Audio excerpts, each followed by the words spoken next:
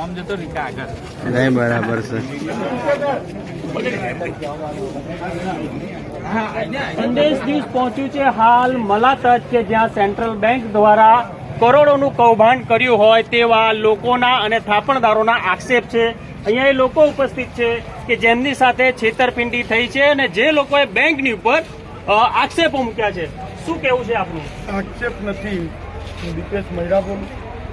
આ એક સત્ય છે. ગઈકાલે એક સંજયભાઈ ત્રિવેદીના 50 લાખ રૂપિયાના બોગસ શરતી બનાવી અને બેંકના સ્ટાફ અને એના મળતિયાઓ દ્વારા એ 50 લાખ રૂપિયા બારોબાર બીજાના ખાતામાં ટ્રાન્સફર કરી અને સગે વગે કરવામાં આવ્યા છે.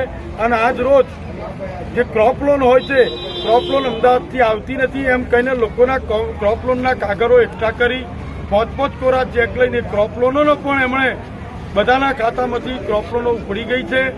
એટલે તંત્રએ આના માટે જવાબદાર લોકો સામે એક્શન લે, સામાન્ય લોકોના પરસેવાના પૈસા ખેડૂતોના જાય નહીં એવી એક વિનંતી છે. અને આ જેણે કૃત્ય કર્યું છે એમની સામે કડકમાં કડક સજા થઈ છે. પોલીસને જાણ કરવામાં આવી છે. આ પોલીસ પીએસઆઈ શ્રી આવીને ગયા છે અને જે લોકો આવી રહ્યા છે તે લોકો બધા પોલીસ સ્ટેશને કેસ કરવા જઈ રહ્યા. બીજા કોઈની સાથે કોઈ ફ્રોડ થયું હોય? બધા ખાસ કરીને જો વાત કરવામાં આવે તો અહીંયા ઘણા બધા છે. આ બેંકની સામે જે પાસેનો આ વિસ્તાર જે છે અને ત્યાં અત્યારે હાલ હજારોની સંખ્યામાં ગ્રામજનો સહિત આસપાસના ગ્રામજનો કે જે થાપણદારો છે તે લોકો અહીંયા ઉપસ્થિત છે. શું કેવું છે તમારું? શું કેવું છે તમારી સાથે? મારા બેંકમાં લોનના પૈસા અમને લોન પાસ કરીને 2,80,000 રૂપિયા ઉપાડ્યા.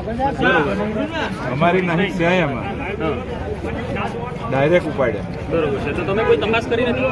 ના, અમે તો આજે જ તપાસ કરી તો શું થયું? તો એ તો પૈસા તો ગતા રહ્યા. ખાસ કરીને વાત કરવામાં આવે તો અહીંયા હજારો લોકો કે જે થાપણદારો હતા અને કાયમી અહીંયા થાપણદારો છે, તેમ છતાં આજે અહીંયા લોકોના ટોળા અહીંયા આવેલા છે. કેમ કે બેંક દ્વારા એમની સાથે ફ્રોડ કરવામાં આવ્યું છે અને એવા આક્ષેપો સાથે આ લોકો અહીંયા આવેલા છે. બીજા ઉપસ્થિત છે આપણી સાથે. શું કેવું છે તમારું? મારા 4,30,000 રૂપિયા ક્રોપ લોન લીધી, એમાં 2 કોરા ચેક માંગ્યા, મેં આલ્યા, એમાંથી એમણે બીજાને પૈસા આપ્યા. એનું નામ છે સાધુરામ વાળા મહેશભાઈને આલ્યા છે. 4,30,000 રૂપિયા ક્રોપ લોન